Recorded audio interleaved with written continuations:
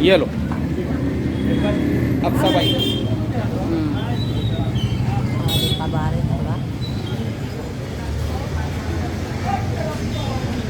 बिस्मिल्लाहिर्रहमानिर्रहीम नहमदुहु व नसल्ली अला रसूलिहिल करीम अम्मा बाद।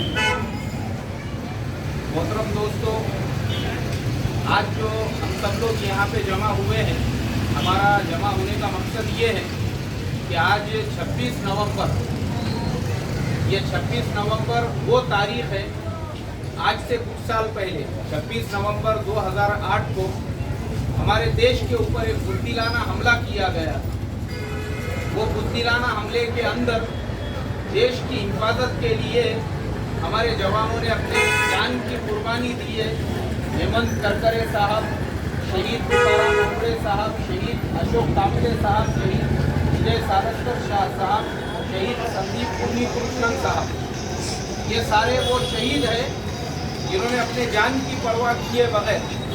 तो हम लोगों को आज मुझे खुशी इस बात की है कि मुसलमानों ने इस दिन को याद रखे, और ये जो हमारे सैयद नगर के सारे नौजवान, ये नौजवान जो है इस दिन को याद रख के आज उन शहीदों को याद कर रहे हैं।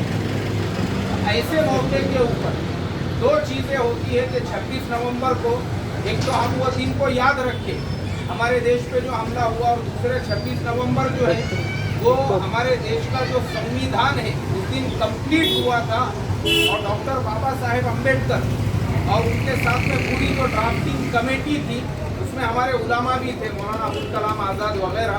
उस दिन उन्होंने संविधान को पूरा करके उस वक्त के जो राष्ट्रपति थे उनके हाथों में ले जाकर जो है वो संविधान दिया था। तो 26 नवंबर 1949 को संविधान उनको दिया गया था। ऐसे ही आज जो है ये दोनों चीज़ें हैं, तो इस निस्बत पे हमको ये भी याद रहना चाहिए कि हमारा देश का भी जो संविधान है, देश के अंदर सबसे ताकतवर जो चीज़ है वो देश का संविधान ही है, जो हमारे देश के आमदार से बड़ा, एमपी से बड़ा, सीएम से बड़ा, पीएम से बड़ा, देश के राष्ट्रपति से भी बड़ा अगर देश को है तो वो है हमारे देश का संविधान। और वही संविधान ने हम सब लोगों को इस बात की आज़ादी दी है कि हम अपने हाथों से देश के ऊपर हुकूमत करने वाला और हमारा पीएम और हमारा सीएम हम चुन सकते हैं। तो आज के इस मुबारक मौके पे हम अपने देश के संविधान को भी याद करें, इन शहीदों को भी याद करें।